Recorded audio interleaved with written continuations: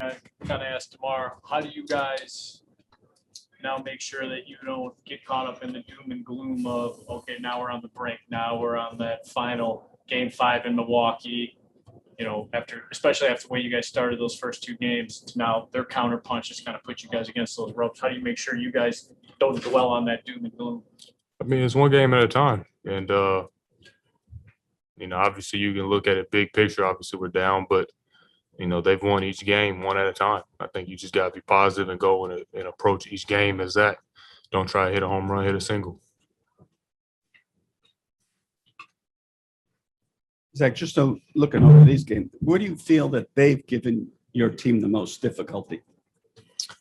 Their stars are going to be their stars. It's going to be tough to take them out. I think their role players and their rotational guys have done a really good job of stepping up, and it's tough to account for that. I think whenever we've adjusted, they did a good job of countering that and coming out and giving us a different look offensively and defensively. So it's they're a good team. They're a championship caliber team. You have to expect that, but I think that we just need to fight them and stay with it.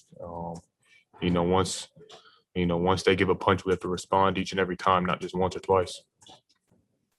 The Bucks were really good from 3-point range. How much of their open looks was lack of execution by you guys, and how much was just you having to give Giannis attention when he drives to the hoop like that? Yeah, I mean, we're going to give up something. And, obviously we're trying to be perfect on our rotations. It's not going to be, but, you got to give him attention when he gets in the post and when he gets in the lane. We're trying to clear out the lane, obviously. And, he's passing it. He's trusting the pass. And they're doing a good job of making the extra one as well, not just on our first rotation, but our second. So you got to give something up, but we can't live with them scoring in the paint and on the 3-point line. You can't give up both. Zach, what happened at the end with Portis? Just a lot of trash talk. Old friends seeing each other again.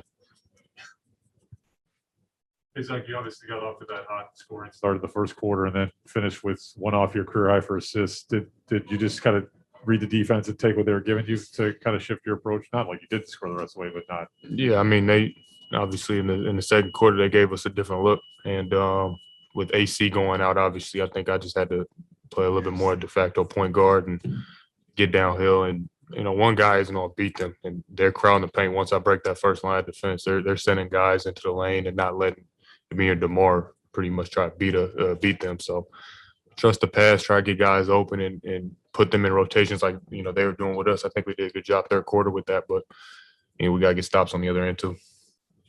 Just Zach, on that with Caruso going out, you're obviously been more of a facilitator situation.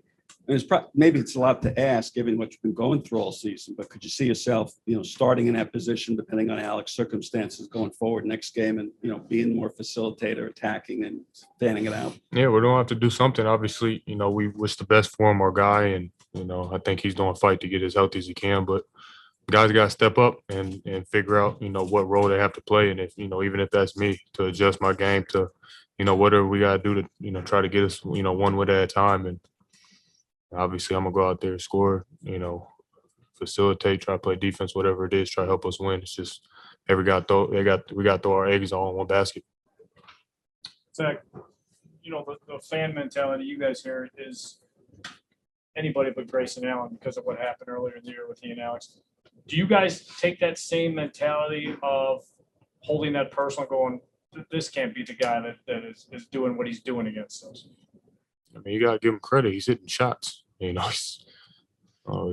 think he's only missed like 2 or 3 threes the last 2 or 3 games. So obviously we know what happened. At the end of the day, it's basketball too. We understand it, but it's not like we're going out there saying that guy can't beat us. The Milwaukee Bucks can't beat us, and he's part of their team. So, them as a whole is really is beating us right now. So can't just account for him. It's everybody.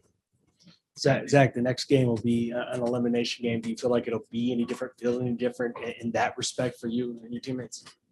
Yeah, I mean, you got to play like it, it could be a last game because, that's the part that you're at. I think that's the mentality that we've been trying to play with, but now that's reality, so if you lose anymore, you're out. We got to go home, and I'm not particularly ready to go home. I hope everybody else isn't. Zach, what kind of adjustments can you make on the defensive end? They're using Portis and Giannis to post up against DeMar and some of your smaller guys. What kind of things can you do to try to make them less effective on the offensive end? You know, we gotta help each other. You know, I think we've been giving them a couple of different looks. We'll go back and look at the film and see, you know, how we can get better with our rotations or our double teams or even just being more physical and getting them off their spots. I think sometimes we're letting them catch it too low in the post, and it's too quick of a move with guys at a mismatch disadvantage. Thanks, Zach. Thank you.